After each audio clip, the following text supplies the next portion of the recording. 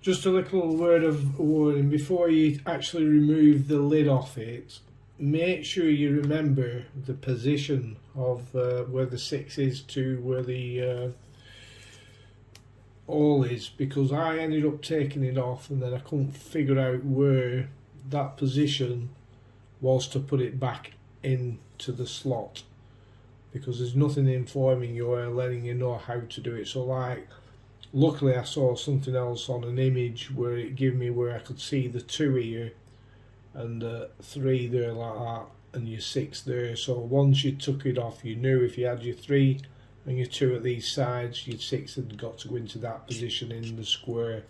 I'll try and explain, but when you take it off, this is what I'll try and explain to you, how it gets confusing.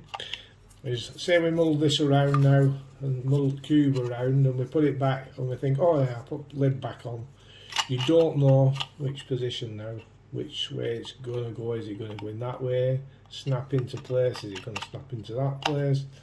Is it going to snap into that? So what you're going to do is put your 2 on this side here, put your 3 on that side, and the 6 goes in this top corner. So we've got that 2 on there, and then when you put that into its position, hopefully now it should snap back in. There you go, and it snaps back in correctly. So just make a note of that. That's the cube position, how to put the lid back in tip.